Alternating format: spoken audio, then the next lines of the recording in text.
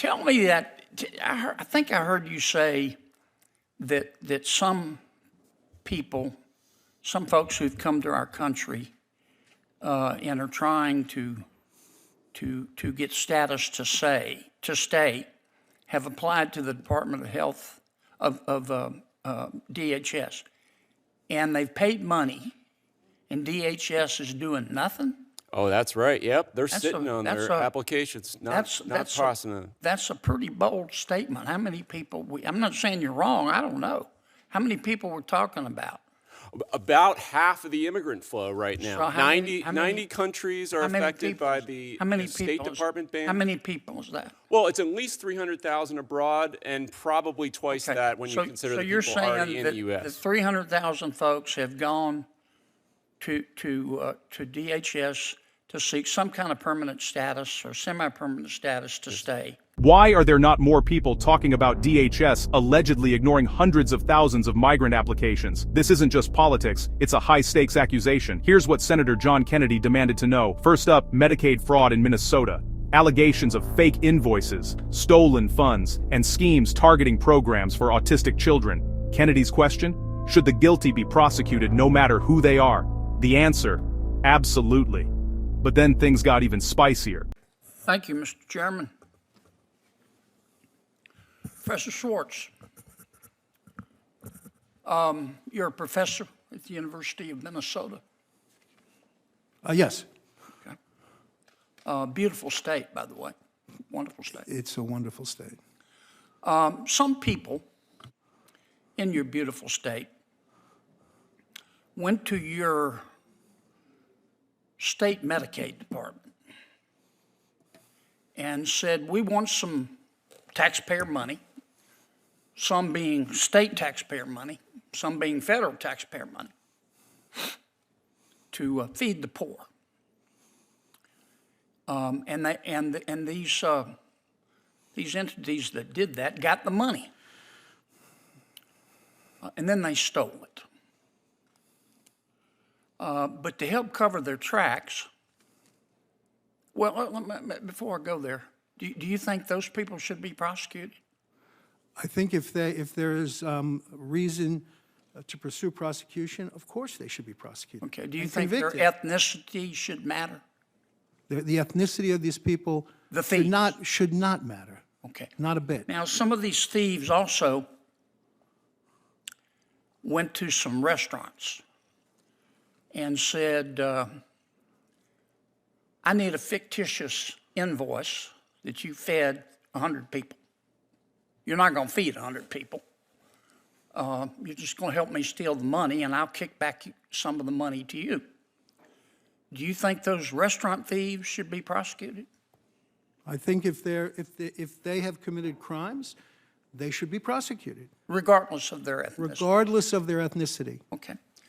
You had some other people in Minnesota who had a different scam. They went to the Medicaid department and said, I need state taxpayer money and federal taxpayer money to provide services to autistic children. And they got the money. And then to maximize the fruits of their theft, they went to well, first, do you think those people Same answer to the question. Okay. Now, in order to generate more money they could steal, they went to some families and said, do you have children? And some of the families said, yeah, we have kids. And they said, the thieves said, are your children autistic? And they said, well, no. And the thief said, well, would you agree to sign paperwork to say they're autistic if we kick back to you some of the money? Do you think those families should be prosecuted? Same answer. Okay. And you don't think their ethnicity should matter? Not a bit. Okay. All right, Mr. Is it Hankerson? Hankinson, yes, sir. I'm sorry, Mr. Hankinson.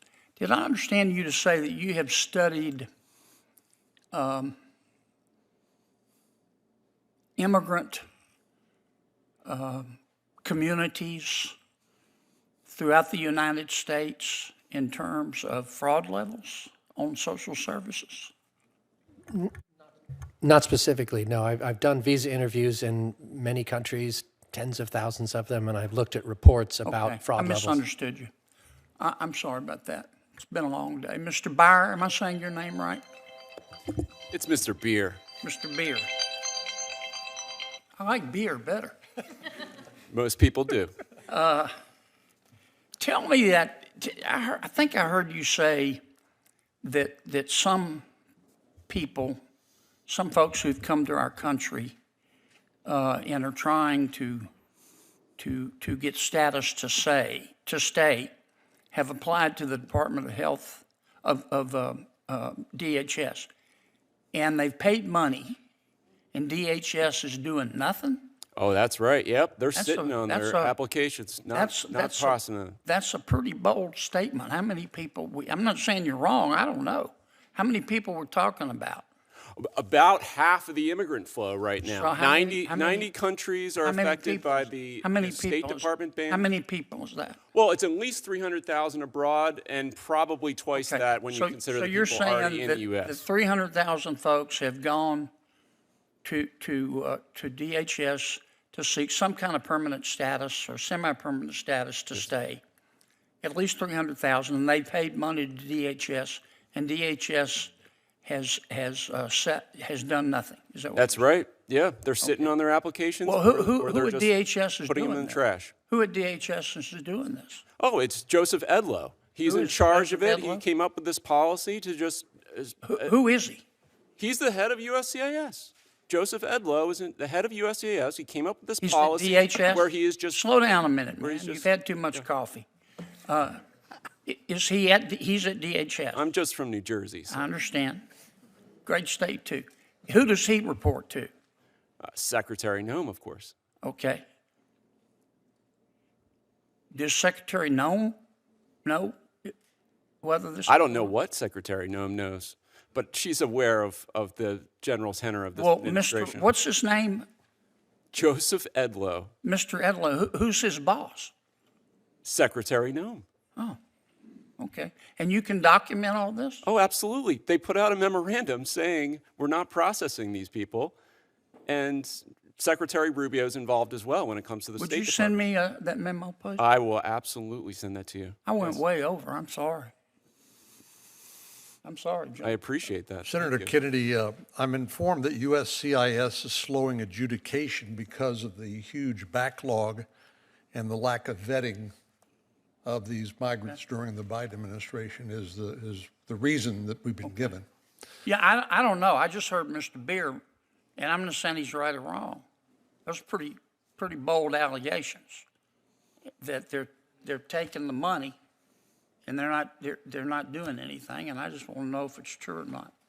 Well, they're making sure that these people are vetted, so we don't end up with people like the National Guards woman here in Washington, D.C. that was killed by an African.